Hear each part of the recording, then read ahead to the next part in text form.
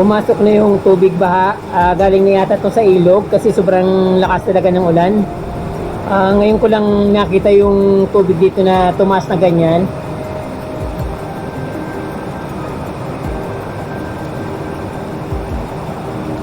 Sobra talaga yung lakas ng ulan ngayon. Kagabi pa yan nagsimula, hanggang ngayon na yung pa rin, pero mas malakas yung ulan ngayon kumpara kagabi.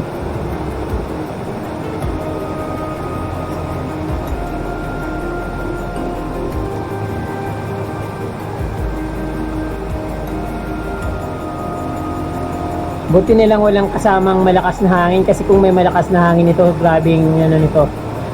Grabe yung lakas nito.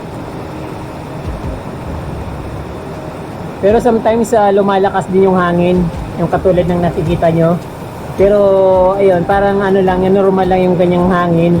Kaya lang yung tubig sobra. Napaka daming tubig na binubuhos, parang pitchel. Para kang nasa shower.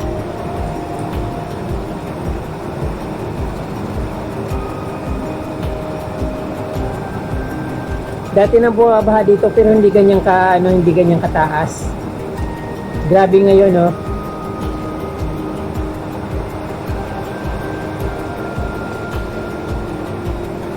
Buti na lang nakalipat na akong bahay.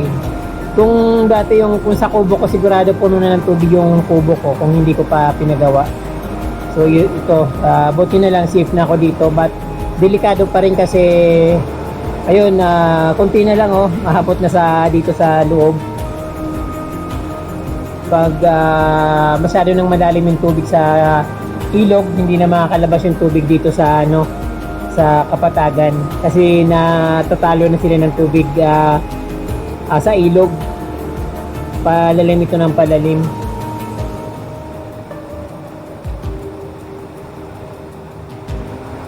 Dito naman ito sa aking front yard. Ayan, yung tubig sa kalsada pumapasok na rin dito. Ayan.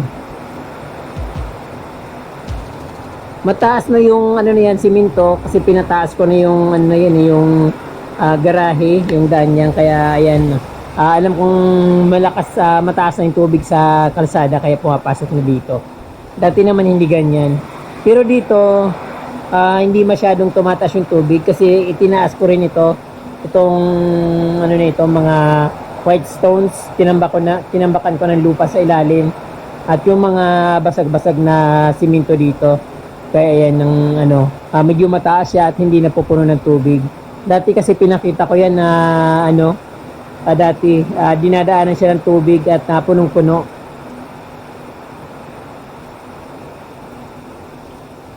So that time, ayan, talagang ganyan yung dating mas mataas na ito kasi dating baha. Kasi yung dati ganito yung tubig dun sa aking bahay kubo. So ayun mga ka-From-D, nabasa rin pala yung pinto ko dito. So yung sahig ng bahay ko dati, ka-From-D, yan yung yun may tubig na yan. So yun nga, kung hindi ko in-upgrade yung bahay ko, siguradong naglilimas na naman ako dito sa loob ng bahay ko na kubo. Pero hindi ko naman siya malilimas kasi tuloy-tuloy yung just in case na halimbawa kung hindi ko pa pinagawa ko yung bahay ko, siguro talagang punong-puno ng tubig, hindi naman siya pwedeng limasin kasi nga mataas, papasok at papasok talaga. Hindi ko rin siya maharangan ng kung anumang bagay na iharang ko. Ayun, malalim na.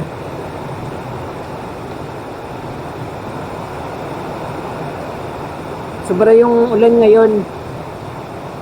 Dati naman malakas din, pero hindi katulad nito simula nung kagabi pa.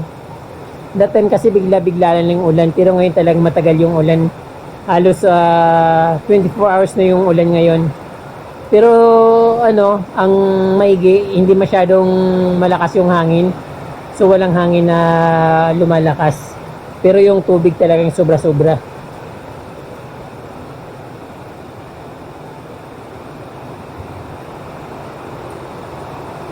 Pagising ko kaninang umaga, ganyan na talaga eh. Anong oras na? Mga mag-aalas 3 na. Ganito pa rin yung situation. Sobrang lakas talaga.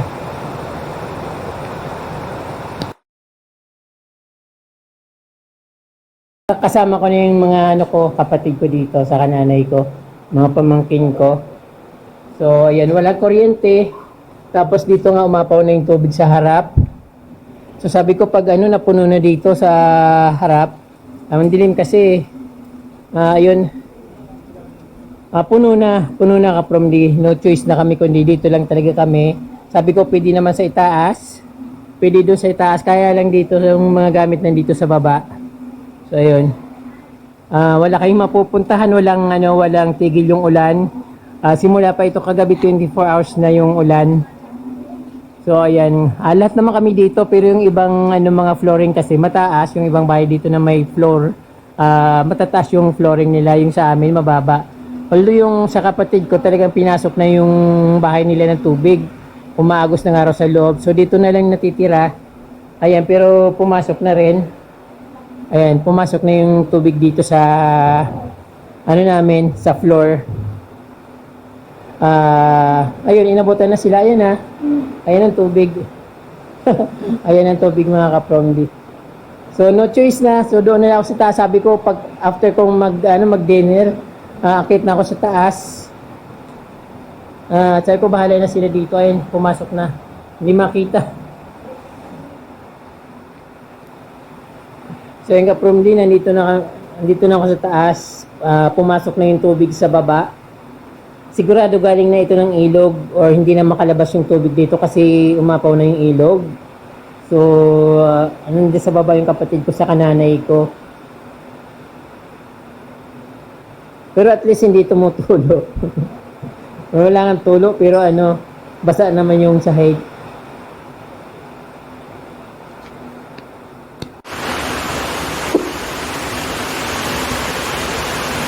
So yun, hindi ko akalain na aabot pa yung tubig dito sa aking floor.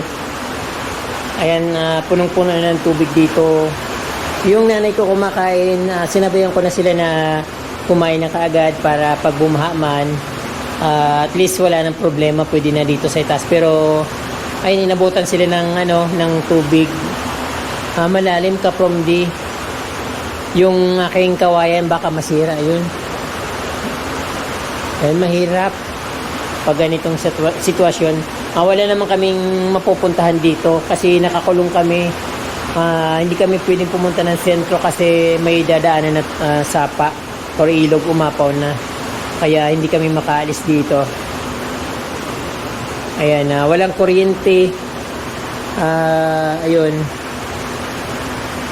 May solar yung kapatid ko dinala dito.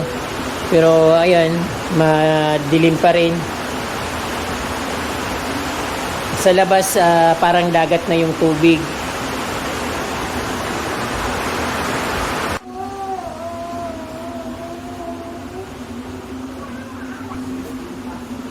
So, ayun mga kapromdi, ang situation namin dito sa sa loob ng bahay. Andiyan nanay ko sa kitchen kumakain. Kasi yung ate ko, ayan nagsasunbathing sa ilalim ng hagdan.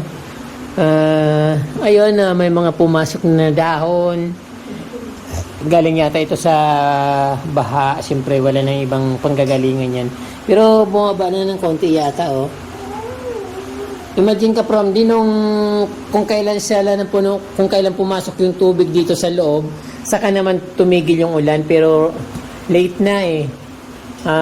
Malamang galing na ito sa ilog. Hindi na makalabas yung tubig dito sa loob ng compound. Kaya yan yung tubig naipit dito sa kaya lumalim. O talagang napo-forward niya dito yung tubig galing sa ilog kasi sobrang ulan eh. 24 hours nang umuulan, kagabi pa yan eh. Sobrang lakas pa naman, di tumitigil. Wala naman siyang kasamang malakas na hangin pero minsan pabugso-bugso pero saglit lang. Then pag siguro kapag mas malakas yung hangin, mas nakakatakot dahil yung ulan sobrang dami, parang binubuhos na nasa pitchel, parang ganun. Parang nagsha-shower ka sa naliligo ka, ganun kalakas. Tapos 24 hours. Ayan, tapos sabi nung Pag-asa, bukas pa raw magsisimula yung matinding ulan. Paano pa yun? Puno na punong-puno na nga dito kahit hindi pa ganun kaano. Pero malakas na yung kaprom, di parang talo pa yung Ondoy. First time ko naman itong ma-experience dito kasi dati nung nasa Kubo ako, mababa lang yung flooring ko noon. At kayang-kaya ko pang limasin, pero nahayaan ko na after na matapos yung ulan saka ko nililimas. Ito mahirap limasin kasi talagang puno mataas na yung flooring nito, parang isang dangkal na yung itinas ng flooring ko. Kasi ito naabot pa at lumagpas pa. Buti na lang meron akong taas at siyempre kaya lang siyempre pag dito sa baba pagkatapos ng baha yung putik maiwan dito. So mahirap. So dito yung pamangkin ko nasa ibabaw ng hagdan. Ayan ang situation namin dito. Sabi ko hindi na ako bababa after ko kumain. Yun nga, after ko kumain, pumasok na rin yung tubig. So ayun yung situation namin dito. Yun kitang-kita pa sa labas yung tubig baha. Umapaw dun sa aking garden hanggang dito sa loob ng bahay. Ay, yung cortina, hindi naman yata abot yun Ayun, yung kawayan na sa lasit, naabot ng tubig, delikado ito. Kasi pag nabasa yan, siyempre mabubulok.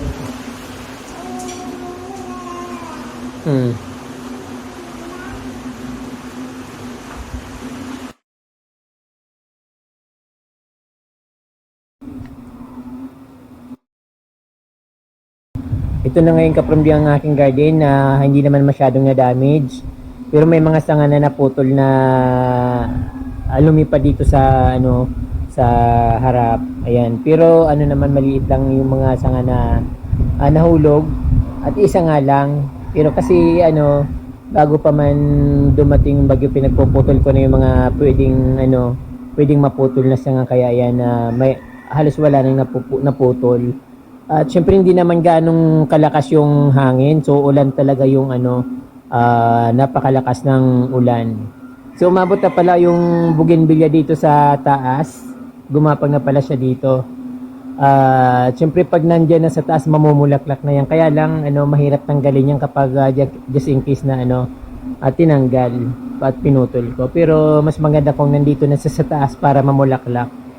Then yung kapamdi yung naghambalang yung mga doon, mga napuputol na puno ng mga sanga-sanga, pero maliliit lang yung sanga.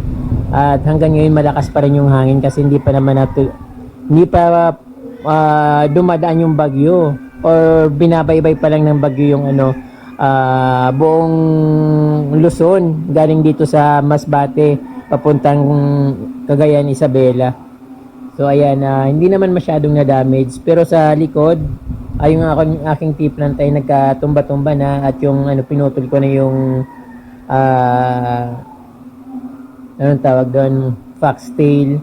Pinutol ko na yung mga sanga-sanga niya para hindi na siya matumba. Kasi pag hinayaan kong ganun lang, hindi ko tinanggal yung mga sanga, matutumba yung foxtail na yun. Kaya wala na siyang mga sanga, tinanggal ko. Yung malaking tea plant, yun natumba. Pero balak ko naman talagang alisin yun.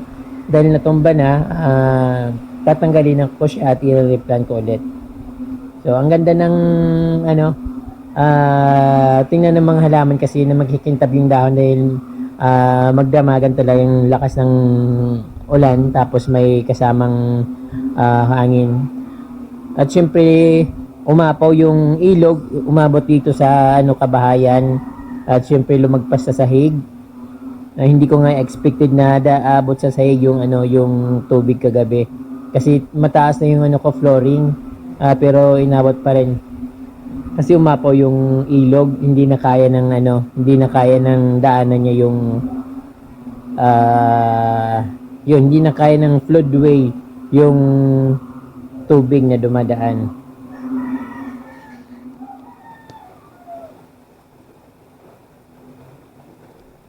So ito kaprom din nangyari dito sa likod ng aking bahay, sa garden. Puputulin ko na itong mga tea plant ko na giant tea plant kasi matagal ko na rin itong balak putulin kasi masyado na silang makapal at syempre i-replant ko na lang. Masyadong malakas yung masyadong malakas yung ulan kaya nagkatumba-tumba, hindi kayang i-handle ng kanyang mga dahon yung tubig sa kanyang ulan ay sa kanyang katawan. So ayun. So ang laki masyado niyan, i-replant ko na lang. Kaya pinutol ko na para hindi na siya mahirapan. So masyadong mabigat. Doon sa harap ganun din eh. Nagkatumba-tumba rin yung mga halaman ko dito, kabali-bali. Ayun yung aking likwala. Tapos yung mga natumba, mga halaman. Uy.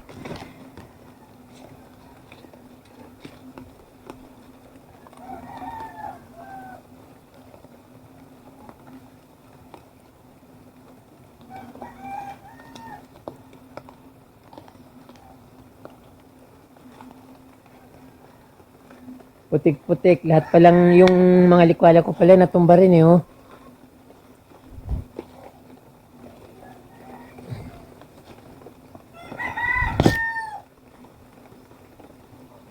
Grabe. Pagka putik-putik dito. Inabot kasi ng baha. Lumitaw yata sa baha tapos yon natumba. Malakas pa rin yung ulan kaprom di. Pati sa harap ganun pa rin.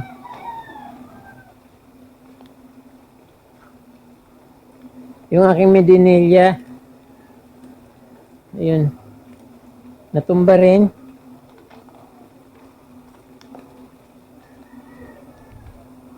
Saka na lang ayusin kasi maulan pa rin.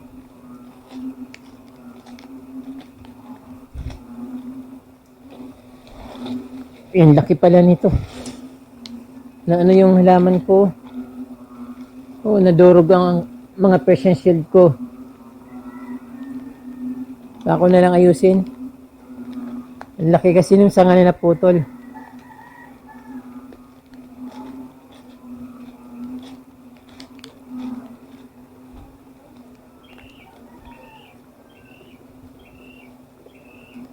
Pati yung ko pala dito. Natumba.